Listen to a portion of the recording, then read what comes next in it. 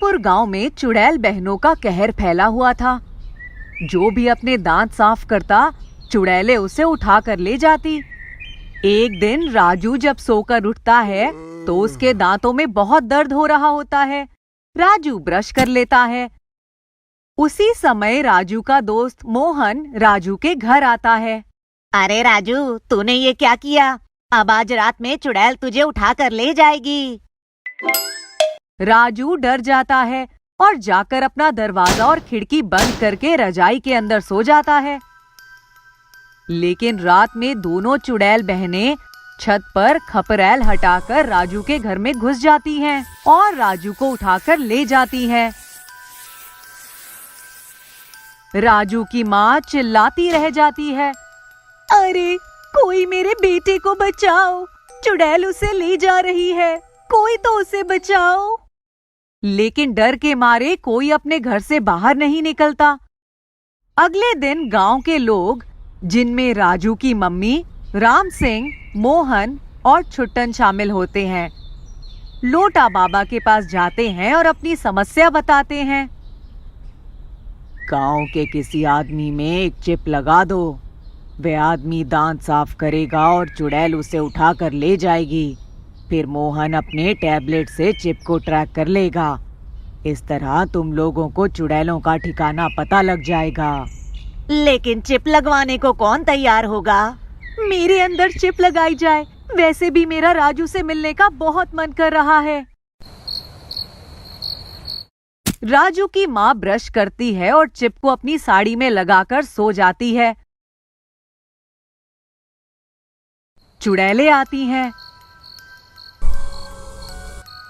अरे वाह, आज तो बहुत मोटा शिकार मिला है। और चुड़ैलें राजू की माँ को उठाकर ले जाती हैं। अगले दिन मोहन टैबलेट से राम सिंह और छुट्टन को चुड़ैलों की लोकेशन बताता है। चुड़ैल लोगों को लेकर जंगल की ओर जाती है। रात होने पर राम सिंह, छुट्टन और मोहन चुड़ैलों का ठिकाना ढूंढने जाते हैं। वे गुफा तक पहुंच जाते हैं, जिसमें से चुड़ैलों के हंसने की आवाज आ रही होती है। दोनों लोग गुफा के अंदर जाते हैं। वे देखते हैं कि चुड़ैलों ने लोगों को रस्सी से बांध कर रखा हुआ है। आओ आओ राम सिंह, मोहन और छुट्टन, हम इन्हें खाने वाले थे, अब तुम्हें भी खाएंगे। हम तुम दोनों से डरते नहीं हैं। जल्दी बताओ तुम क्या चाहती हो, वरना मैं हनुमान चालीसा पढ़ना शुरू कर दूंगा और तुम दोनों नष्ट हो जाओगी।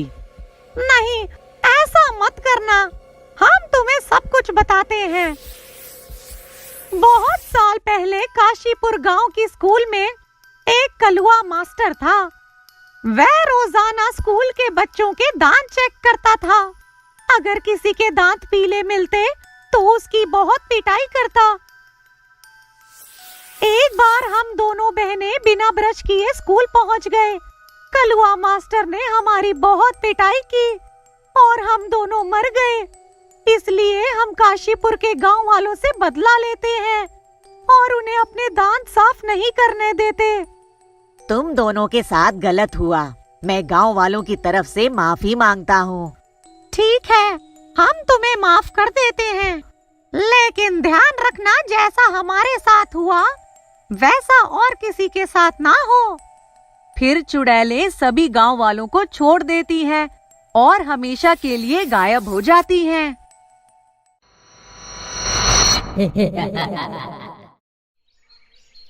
पुराने समय की बात है।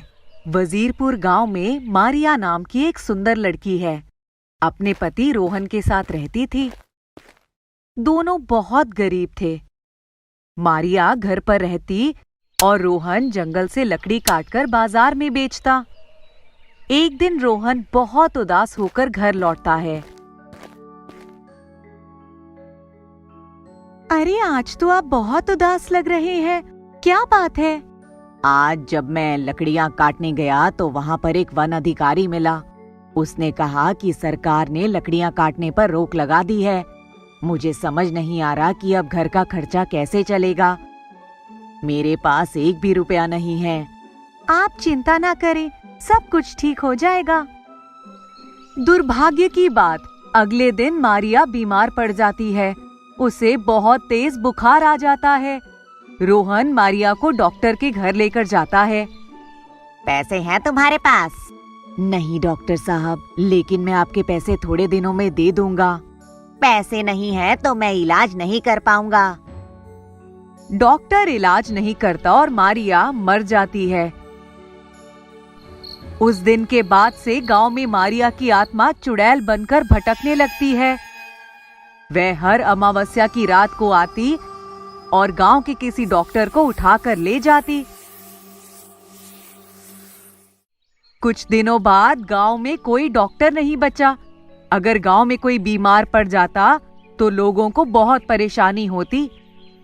डॉक्टर ना होने की वजह से गांव के लोगों को 20 कोस दूर शहर में इलाज कराने जाना पड़ता। एक दिन गांव के लोग सरपंच के पास जाते हैं।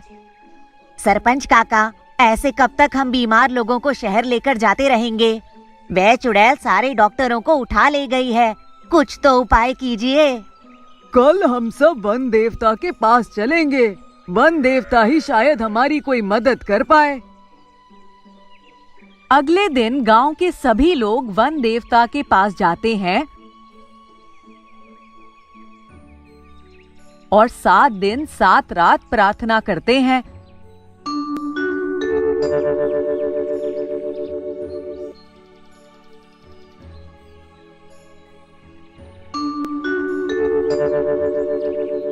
तब कहीं जाकर वन देवता अपनी आंखें खोलते हैं। गांव वालों, जो कुछ भी हुआ है तुम्हारी अपनी गलती से हुआ है।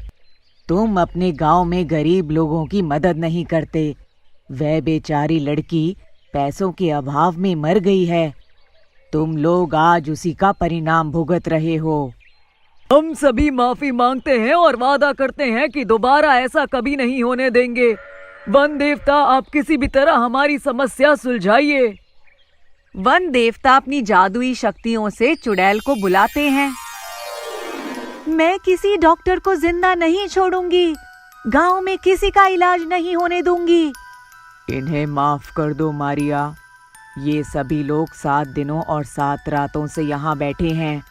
मैं तुम्हें दोबारा इंसान बना देता हूँ। इसके साथ ही मैं तुम्हें ऐसी शक्तियाँ भी दूंगा जिनसे तुम किसी का भी इलाज कर पाओगी। वन देवता अपनी जादुई शक्तियों से मारिया चुड़ैल को जिंदा कर देते हैं। मारिया अपना एक क्लिनिक खोलती है और लोगों का फ्री में इलाज करना शुरू कर देती है। दूर दूर गांव से भी लोग मारिया के पास आने लगते हैं और मारिया एक डॉक्टर के रूप में फेमस हो जाती है।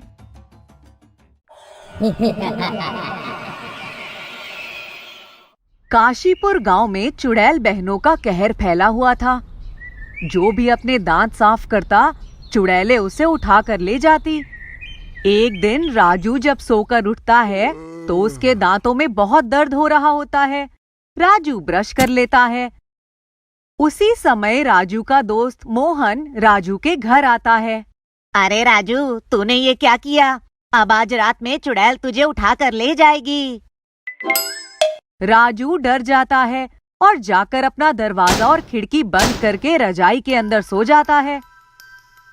लेकिन रात में दोनों चुड़ैल बहनें छत पर खपरैल हटाकर राजू के घर में घुस जाती हैं और राजू को उठाकर ले जाती हैं।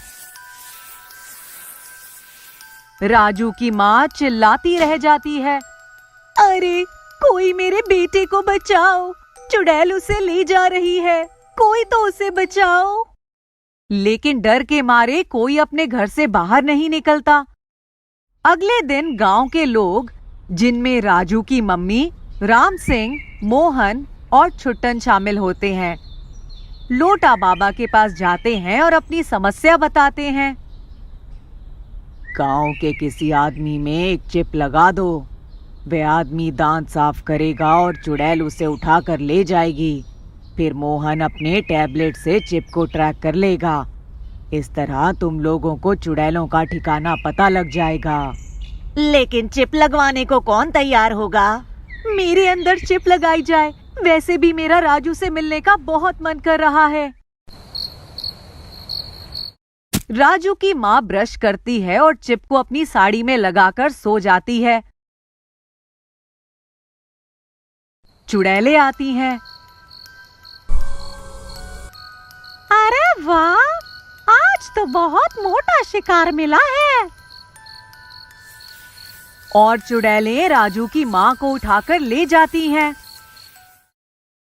अगले दिन मोहन टैबलेट से राम सिंह और छुट्टन को चुड़ैलों की लोकेशन बताता है।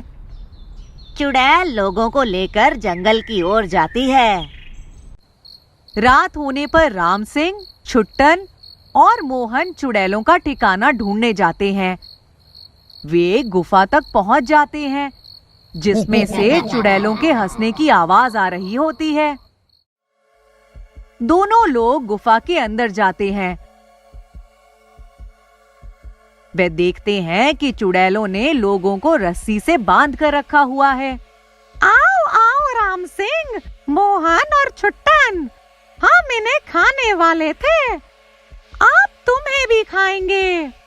हम तुम दोनों से डरते नहीं हैं। जल्दी बताओ तुम क्या चाहती हो, वरना मैं हनुमान चालीसा पढ़ना शुरू कर दूंगा और तुम दोनों नष्ट हो जाओगी। नहीं, ऐसा मत करना, हम तुम्हें सब कुछ बताते हैं।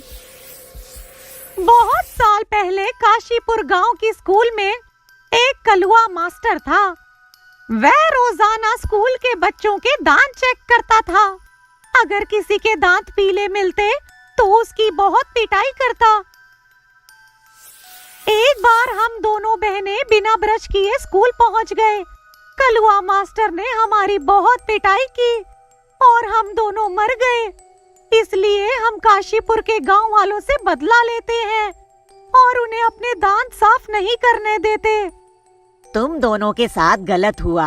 मैं गांव वालों की तरफ से माफी मांगता हूँ। ठीक है, हम तुम्हें माफ कर देते हैं, लेकिन ध्यान रखना जैसा हमारे साथ हुआ वैसा और किसी के साथ ना हो। फिर चुड़ैलें सभी गांव वालों को छोड़ देती हैं और हमेशा के लिए गायब हो जाती हैं।